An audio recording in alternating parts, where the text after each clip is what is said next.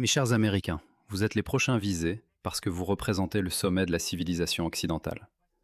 C'est vous qui avez établi les règles du monde.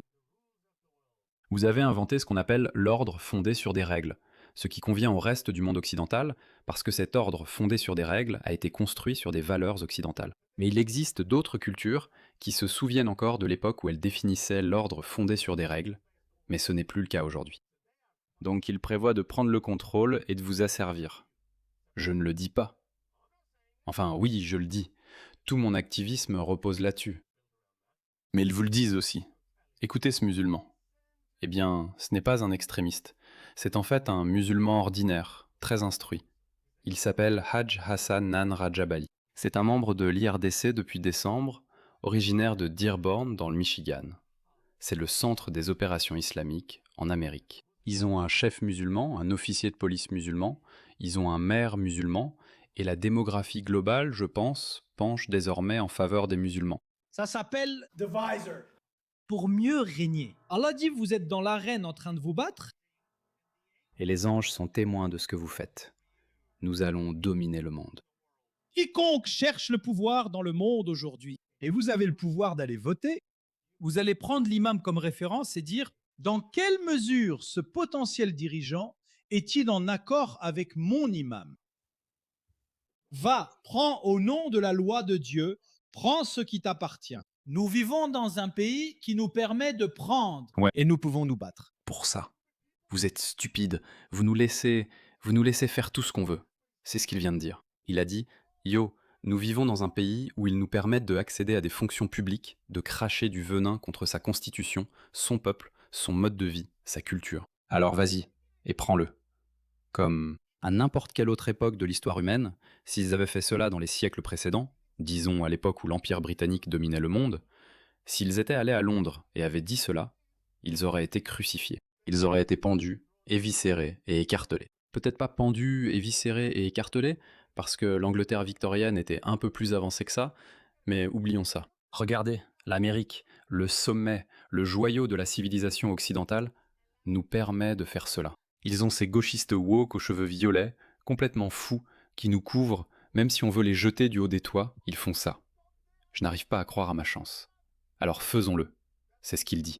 Pourquoi l'autre camp ne se fait-il pas tuer? Allez, prenez au nom de la loi de Dieu, prenez ce qui vous appartient. Nous vivons dans un pays qui nous permet de prendre et nous pouvons nous battre pour cela. Pourquoi l'autre camp ne se fait-il pas tuer? Pourquoi ne sont-ils pas décapités? Eh bien parce qu'ils ont investi dans la science, la technologie et l'éducation. Ils ont traversé les rigueurs de l'évolution sociétale. Vous, les bergers de chèvres, vous n'avez pas pris la peine de lire d'autres livres que vos livres religieux. Voilà pourquoi. Et c'est la raison pour laquelle vous êtes maintenant obligés de passer par la porte de derrière, de prendre la voie sournoise, la voie déshonorante pour prendre le contrôle de l'Occident. Vous ne pouvez pas les affronter sur le champ de bataille. Vous vous faites massacrer à chaque fois que vous les affrontez sur le champ de bataille. Les talibans n'ont pas gagné une seule bataille en Afghanistan. Pas une seule bataille. Ils arrivaient, boum, un hélicoptère arrivait, boum, tous réduits en morceaux. Oui, vous avez gagné la guerre, parce que l'Amérique n'a pas réussi à vous civiliser. L'Amérique a dit « Eh bien, d'accord, nous ne sommes pas comme la Grande-Bretagne coloniale. Nous devons finir par rentrer chez nous. » Alors ils sont repartis, et vous êtes revenus. Voilà. Je parle souvent de la façon dont les gens peuvent être blessés à cause de leurs croyances ou de leur idéologie. Mais il existe un autre type de préjudice qui se produit discrètement, sans que la plupart des gens ne s'en rendent compte. Je parle de la collecte et de la vente de vos données personnelles. Et si je vous disais que votre adresse personnelle, votre email, votre numéro de téléphone et même des informations sur votre famille pourraient déjà être en ligne sans que vous le sachiez. Chaque jour, des courtiers en données et des sites web publics collectent, publient et vendent des informations personnelles. Cela peut entraîner du spam, des arnaques, des vols d'identité et même mettre votre vie privée en danger. C'est pourquoi j'aime Incogni. Il suffit de saisir votre adresse email et Incogni trouve automatiquement où vos informations personnelles sont exposées et envoie des demandes de suppression en votre nom. Le tableau de bord de l'application vous fournit des rapports détaillés montrant exactement où vos données ont été supprimées. Et avec le forfait illimité, vous pouvez aller encore plus loin. Collez simplement le lien d'un site exposant vos informations personnelles et les experts d'Incogni en protection de la vie privée s'occupent du reste, avec des suppressions sur mesure.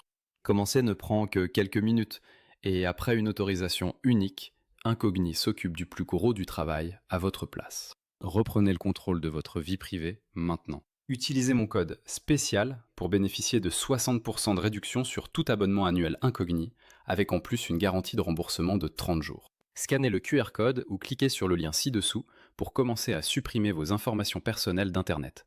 Ils ne peuvent pas vous nuire s'ils ne vous trouvent pas. Mon Dieu, pourquoi permettons-nous cela? Ça viendra, ne t'inquiète pas. C'est ce qu'il dit. Tu sais, tu as tué beaucoup des nôtres, mais tu mourras aussi. Nous les tuerons, c'est leur grand fantasme. En fait, l'islam est sur une trajectoire de croissance absolument incroyable. Cela continuera, comme promis par Allah, Ils font le djihad par les urnes et le djihad par l'utérus ou par les bites. et cela va dominer le monde. Comme promis par Allah. Il a entraîné ces deux garçons au combat. Il les a formés à l'épée. Il leur a appris à se battre. Et Abbas était un maître du combat. Deux frères étaient ensemble. Ils faisaient tout en tandem. Et ils étaient très efficaces. Ils tuaient constamment l'ennemi. Ils étaient vraiment efficaces. C'étaient de jeunes garçons. Hussein, je veux dire, Aoun et Mohamed. Bref, donc voilà, ce sont ces personnes-là. Oui, ce gars vient de Dearborn, Michigan. Et comme je l'ai dit, Dearborn est le centre des opérations islamiques en Amérique. C'est la raison pour laquelle. Regardez ce patriote américain courageux qui ridiculise le maire de Dearborn, Michigan. USA, USA, descends-les. Maintenant, je vous écoute venir ici. Vous voulez parler de votre honnêteté et dire que vous parlez avec le cœur. Pas un seul d'entre vous ne parle sans avoir un fichu script à la main, lisant mot à mot. Vous avez un maire qui dit à un citoyen américain qu'il n'est pas le bienvenu à Dearborn, Michigan, s'il ne veut pas se lever. Regardez. Regardez son fichu. Message. Je vais vous montrer qui il est. C'est un djihadiste islamiste à part entière. Expulsez-le. Sur le nom de la rue, vous avez des membres du conseil là-bas qui rient des citoyens américains alors qu'ils s'inquiètent de la charia et des musulmans qui nous disent qu'ils vont prendre le contrôle de votre ville. Nous avons une pancarte disant que nous allons faire des choses à vos femmes. And you say the pack of parrots. Et nous disons que c'est pacifique, que vous êtes venus ici pour nous apporter la paix. Vous êtes venus ici pour nous conquérir. C'est encore les croisades. Vous pensez vraiment que vous allez prendre ce pays sans tirer un seul coup de feu? Et si on faisait ça? Et si les citoyens américains disaient « Non, vous n'allez pas faire ça, nous allons nous lever » Nous allons vous dire, tout le monde ici, de tout horizon, des gars, des gens ordinaires, des chrétiens fervents, des petites mamies, partout. Dis-le à Smushman. Invasion. Vous n'allez pas envahir les États-Unis d'Amérique. Pas tant que les croisés chrétiens sont ici pour vous barrer la route. Et les croisés ATS, les ATS comme moi, sont avec vous, mes frères chrétiens. C'est tout ce que j'ai à dire. Bien joué. Que Dieu vous bénisse. Que Dieu vous bénisse. Et regarde le visage de ce type. Regarde la tête de ce connard. Regarde-le. S'il le pouvait, dans sa tête, il se dit « Attends un peu. Attends qu'on impose la charia. Je te jetterai du haut d'un toit. » Mais tu sais quoi? Ils ont plié le Royaume-Uni. Bon, sans vouloir offenser mes patriotes britanniques. Ce ne sont pas les Britanniques qui ont abandonné. C'est le gouvernement britannique. Et les patriotes britanniques, le peuple, se lèvent. Et j'ai une confiance totale en mes patriotes britanniques. Ils ne laisseront pas leur pays tomber. Mais ce connard que vous regardiez, ne le plaignez pas si jamais vous le faites, d'accord? Ne le plaignez pas. C'est ce connard. Le patriote a même fait référence à cette vidéo. Regardez ça. Regardez ceci. Regardez ce type doux, qui parle bien, un vrai gentleman américain. Il fait valoir un point. Et regardez comment ce djihadiste islamiste agressif lui répond. Je veux dire, Hezbollah, vous savez, a bombardé l'ambassade à Beyrouth, y compris de nombreux Américains, donc je trouve ça vraiment inapproprié. Vous êtes un islamophobe. Et même si vous vivez ici, je veux que vous sachiez que, en tant que maire, je vous dis que vous n'êtes pas le bienvenu ici. Et le jour où vous quitterez la ville sera le jour où j'organiserai un défilé pour célébrer le fait que vous êtes parti. Parce que vous n'êtes pas quelqu'un qui croit à la coexistence. Qui ne croit pas à la coexistence?